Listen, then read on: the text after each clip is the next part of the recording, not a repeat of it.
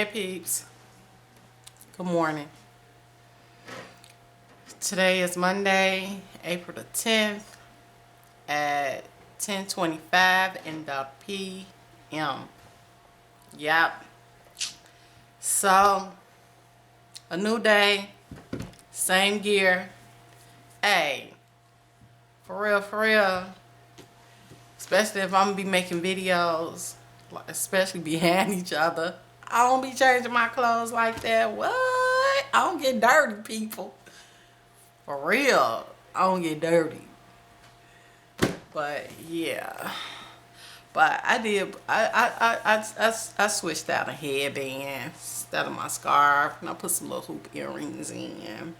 Try to make myself look a little presentable in a gown.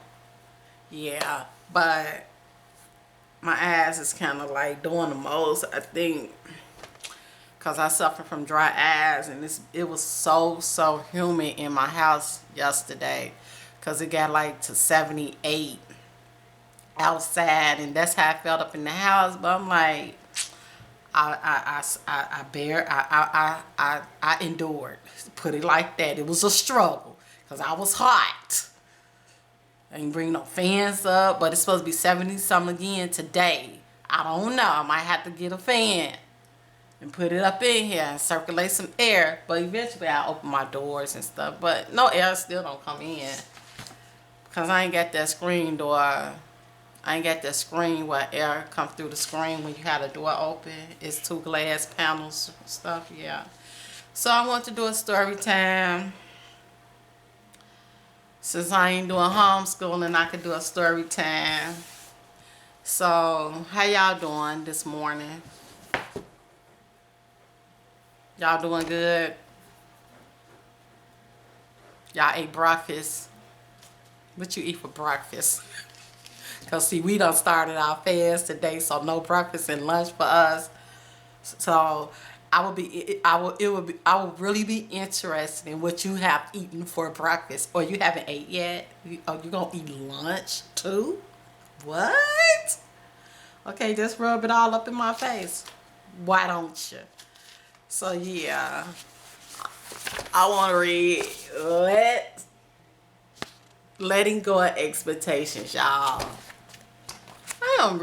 Look, me and this book one. The more I read, the more I'm like, I want to continue to read and continue to share. So let's go. Let's do this. Let's get a read on, people. Letting go of expectations. Chapter 1, of course. And I'm trying to get on into chapter 2. I'm almost through, y'all. Okay. Letting go of expectations. Here we go. Shortly after we were married, guess she talking about her and her husband, Stormy. Y'all wanna know how she looked? That's how she looked. My husband called from work and said he wanted me to prepare a certain chicken dish for dinner.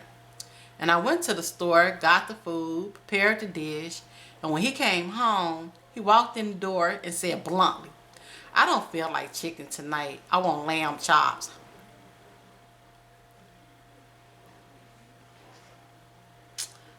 I needn't tell you the thoughts that went through my mind because I'm sure you already know them. This was not an isolated incident. Similar ones happen far too frequently. I can't count the number of times Michael promised to be home for dinner and called 10 minutes after dinner was ready to say he was going to work late and would eat out with his co-workers. I finally learned that it did no good to be angry, hurt, or resentful. That only made matters worse. It made him defensive because he thought I didn't understand his situation. I realized it was healthier for both of us if I rearranged my expectations. Man, that's true. From then on, I prepare meals as if only I and the children would be eating them. If Michael was able to join us, it was a pleasant surprise. If he didn't, I could live with it. I learned that when disappointing things happen, It's best to remind myself of my husband's good qualities. Oh, I recount how he sometimes helps with the household chores and the cooking. Oh, and he is faithful. It does not give me reasons to doubt it. And that's a blessing for real.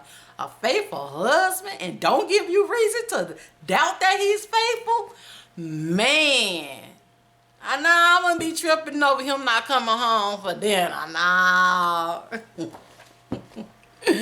Sure, cause if he give you reasons to think he's unfaithful and he ain't coming home to dinner, your man kind of go all kind of places. You gonna eat out with co-workers. Who is the co-workers really? I'm just saying. He is a believer who goes to church, reads his Bible, prays, and has high moral standards. All right, all right. He loves me and our children. He uses his talents for God's glory. He is a good and generous provider. All right, all right. Things could be a lot worse. Say that.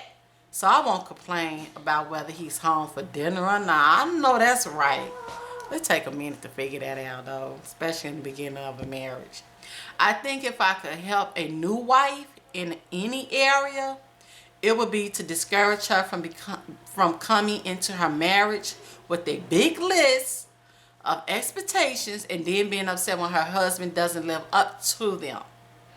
Of course, there are some basics that should be agreed upon before the wedding date, such as fidelity, all right, financial support, all right, honesty, okay, and kindness, oh man, basic decency, high moral standards, and physical and emotional love and protection. All right, you say that, Stormy. When you don't get those things, you can ask for them. Ask. You have not, count you ask not. When you still don't get them though, wow, you can pray.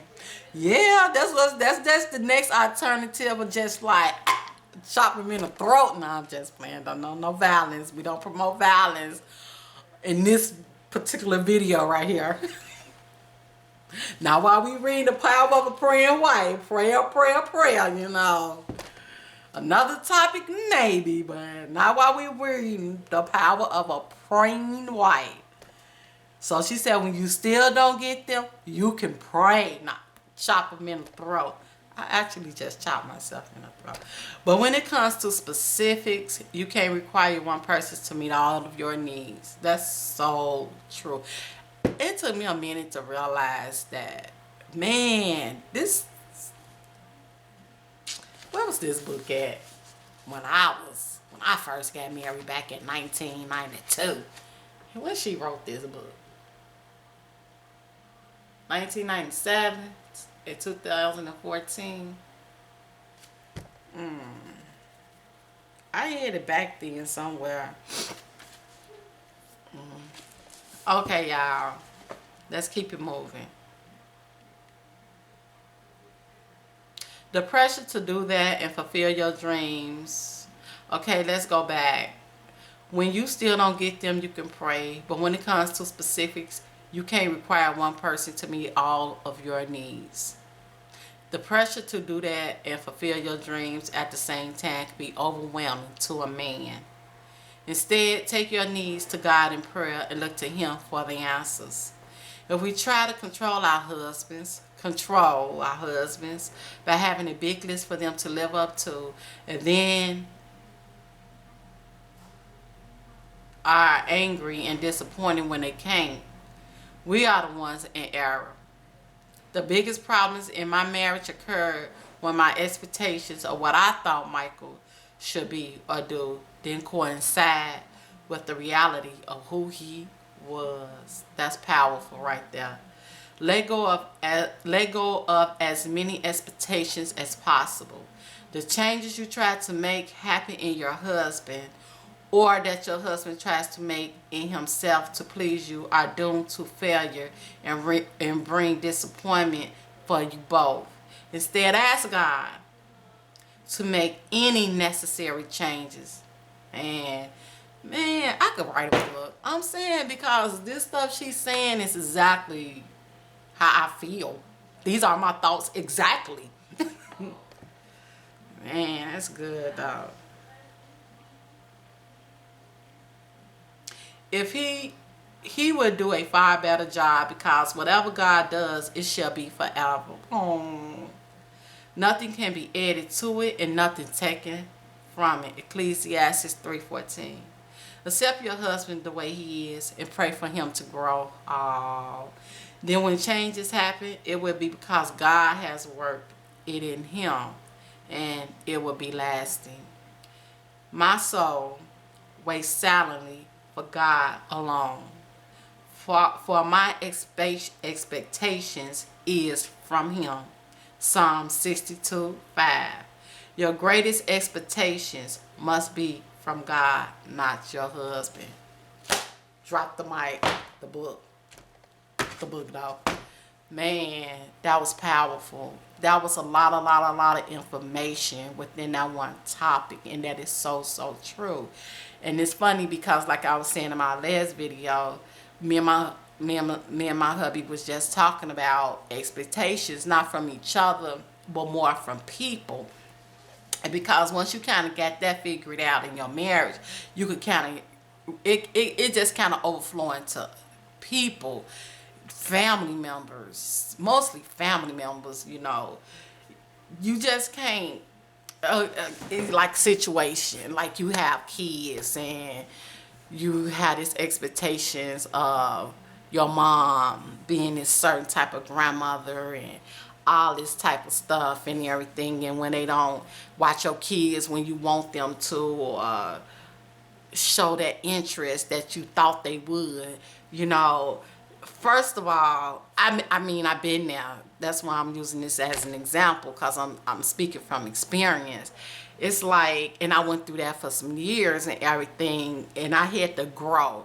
Not only just pray for your spouse to grow, but yourself as well, because, you know, you're a babe in a lot of areas when it comes to motherhood, marriage. I mean, everything that you just starting off for the first time, you know, you really a baby in it. You a newbie and everything. So you have to grow. You have to, you know, you have to mature into whatever it is that you're doing. And so I had these expectations and all this and all that, not to get into too many details, because it is what it is. But when you recognize a personality and who they is, you kills that. And that's what I had to come to the conclusion of. I know my mama. I don't know, you know, that just was like my own childish mind and thoughts, thinking one way and knowing she another way. And that's okay. She is who she is, you know.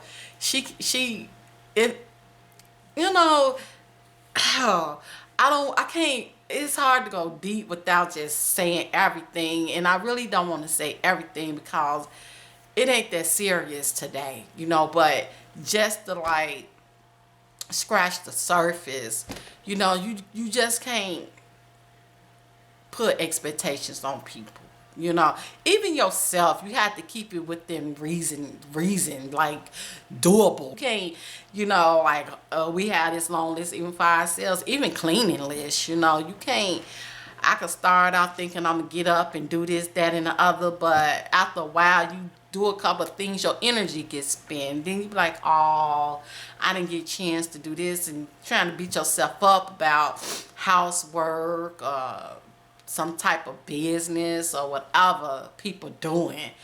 But you have to just say, tomorrow another day, I'll get it done. Even if it don't be tomorrow, next week, or whenever you get to it, you get to it, you know. But we have to stop putting expectations on people in general, especially your spouse, especially men, because we think different, we operate different, our timing is just different, and I mean timing is just be off.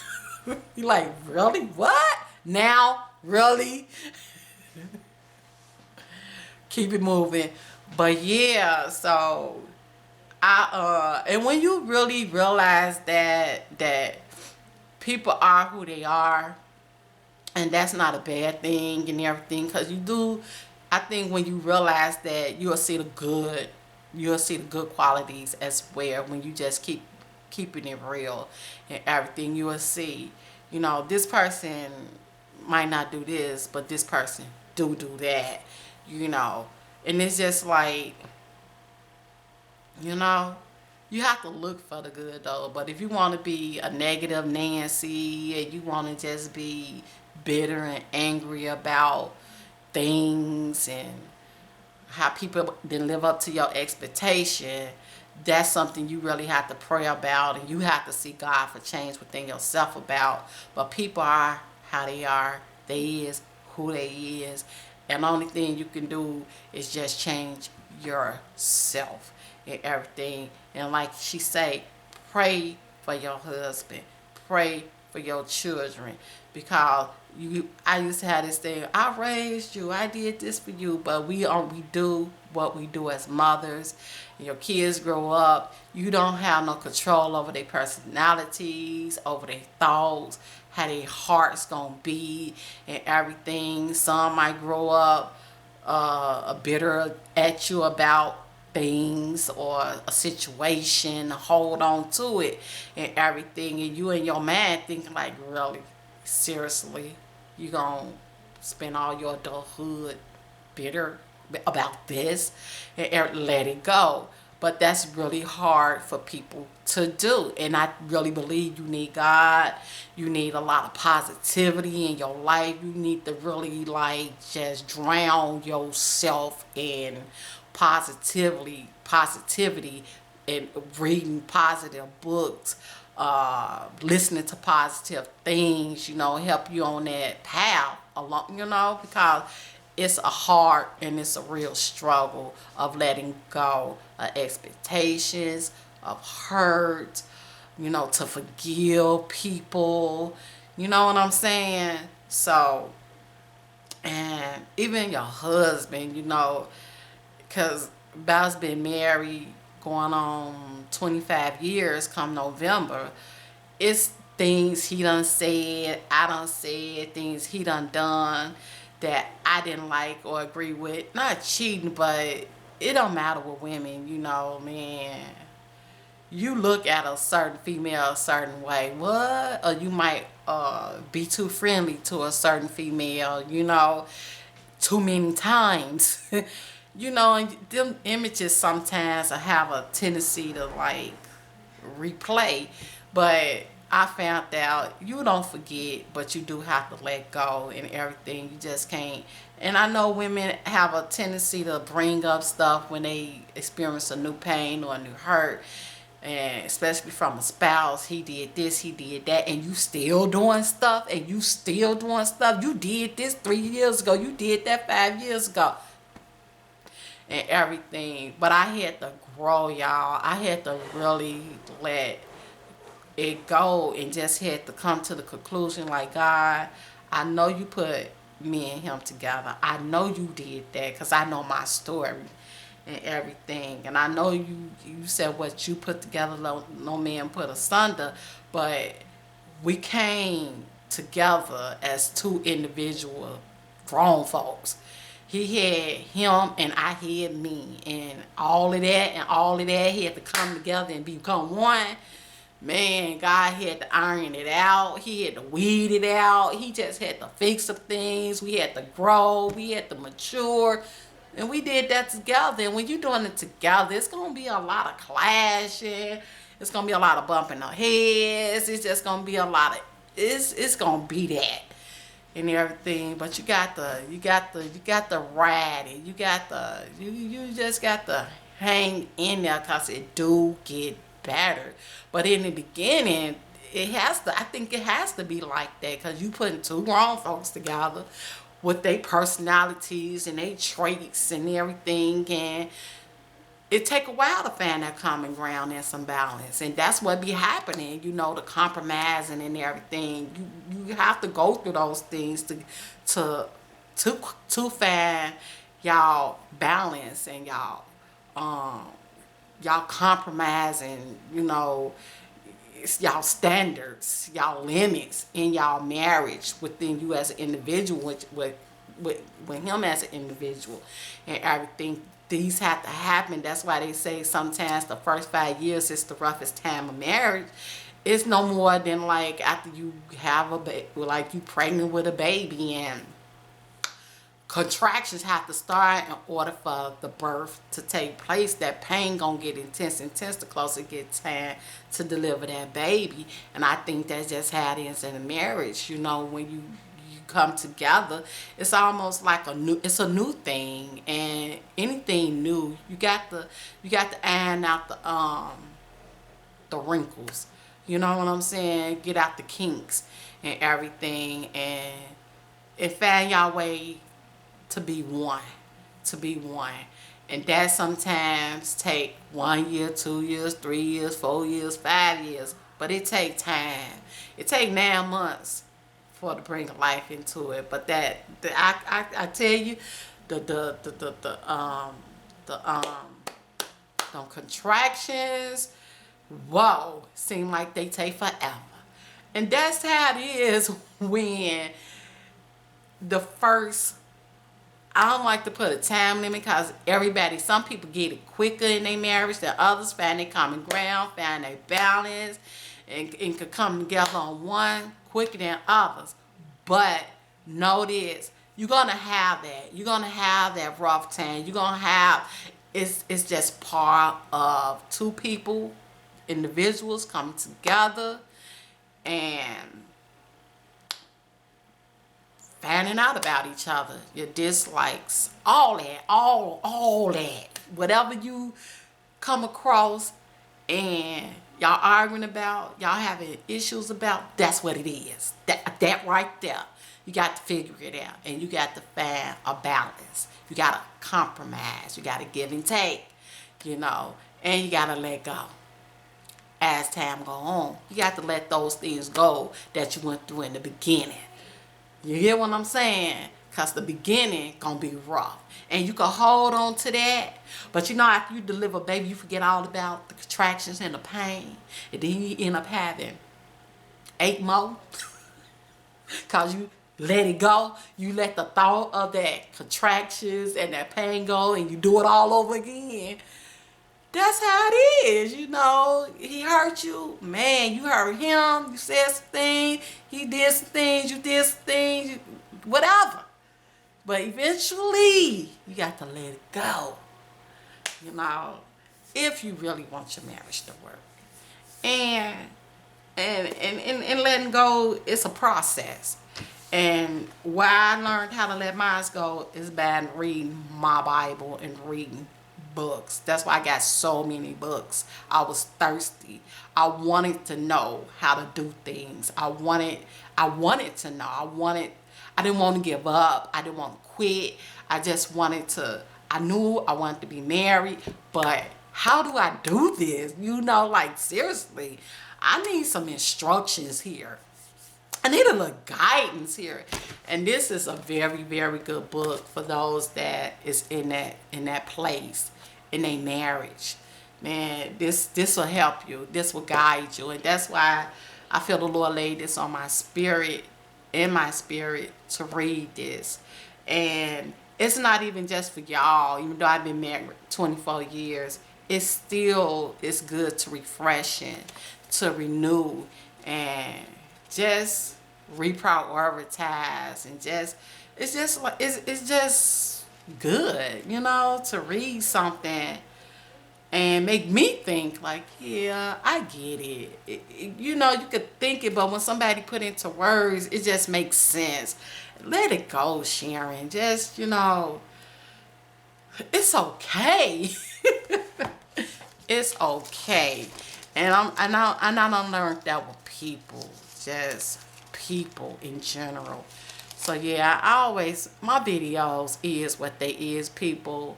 And I'm saying, if y'all watch me and y'all feel me, y'all know where I be coming from. Y'all just, I'm long-winded when it comes to real life stuff. I can go on and on like the Energizer Bunny, for real, because I done been through a lot, and when I start talking, I just have a lot to say, and I just really try to get the message out there, and just open eyes, open minds, open hearts, and everything. So yeah, I take it seriously, because it is serious when it comes to your emotions, when it comes to your life, when it comes to your health, when it comes to your strength, when it comes to your marriage, when it comes to your kids, just all of it, your relationship with God and everything, you know. So yeah, I guess that's about it, because I've been talking a long time.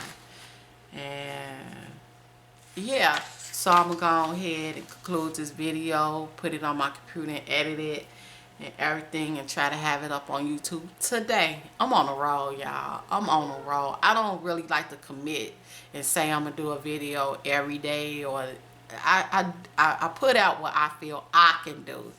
But that everyday thing, I could probably do it this week if I put my mind to it. But when I'm homeschooling, that take a lot of energy, just being up and just have to be focused on them and they work, and you know, just the mental part.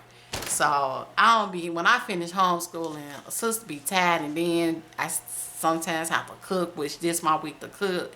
I'm making chicken salad today and everything, but I'll show you all my menu in my next video and stuff. And I came up with our fasting project. I done typed that up, what they gotta do today and everything. So yeah, but on that note, y'all, I'm out. I done talked to y'all long enough as usual, but I hope this read was really beneficial, and it spoke to your spiritual man and just your natural man as well. So yeah, it's almost 11 o'clock. On that note, y'all, peace and love. Share some, and I hope everybody enjoying a Monday. Have a safe Monday, a blessed Monday, and a productive Monday. And I'll see y'all later on this week. And I'll holla. Bye, y'all.